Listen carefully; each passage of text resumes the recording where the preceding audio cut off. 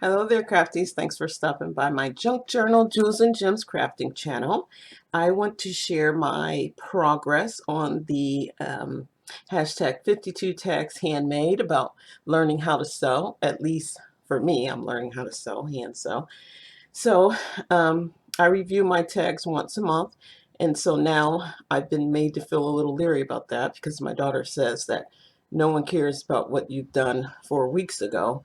And now, March has like 5 weeks. So I'm going to get this out of the way now. But what does she know? I know some people do this like once a month. Anyway, tag number 9, we started off with as the bits and pieces tag, which was really fun. I enjoyed it because we could use paper on this project, one of my favorite mediums, but I love textiles too. So I got the fly stitch in there and did a little of a tacking stitch. Is that such a thing? I don't know if that's the couching stitch you mentioned, but if you match the same color to the material, it like disappears. And I didn't know whether I was inspired by an outfit I would create or would this be an interior design. But I think when I added the jean material in there, it became something of an outfit that I would create. The gift here was that gold ribbon, and it came from my sister. I know it went to a box of cookies or candy, and I will tell you this, I didn't get not a one piece of candy or cookie. So, I guess I'm supposed to be happy with this gold ribbon. Anyway, that one I really enjoyed. The next one came in as tag number 10.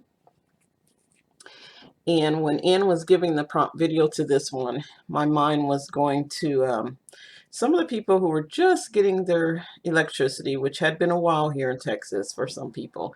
Mine didn't last that long, but I was just thinking how people were able to survive when, electricity wasn't so common or as we know it. And then there was the water wheel that was used at one point. So I used the denim for my Suffolk puff, and that probably wasn't the smartest choice because that was such a tough material that my stitches, I mean, I was gripping that like I was anchoring a boat or something. And, you know, got some 3D effect going on here just because it's so puffy. But, you don't want that water wheel splashing that close to your house anyway.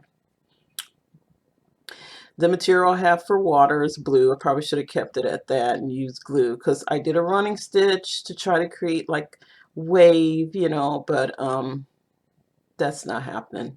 But it was the thought anyway. I don't know what stitch would create like a wave, a bullion stitch with, like a curve to it or something. I don't know. So tag number 10 was rings with blanket stitches around them.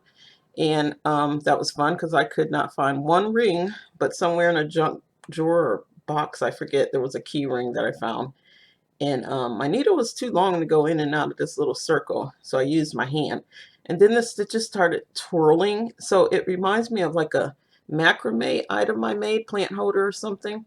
Then I saved this long string here. I didn't snip that off because I'm going to add some beads to it later and keep up my hippie vibe, or I guess they would call it a freestyle vibe these days. I've added the lace in here. Why, I don't know. It gives me that pirate look or those obnoxious collars that you see on the outfits from the early 19th century or late 18th century. So now we are on the 12th tag, continuing on with the blanket stitch, which is neat. I didn't have any quilting, but I've got some light upholstery material here, which is a little bit of cushion there to it, and it ravels a whole lot. But I'm using up a lot of these textiles that I used in interior class, so I get to snatch them off my homework now and give them a second life. But yeah, this is a stitch that's on my slipper, so I know how to make it now. But I'm still having fun. I'm still learning. Hope you guys enjoyed it. Um, Maybe I'll get back with you in 2 weeks instead of a whole month. But for now, I'm going to go take a peek around and see what everyone else is doing. So enjoy your day.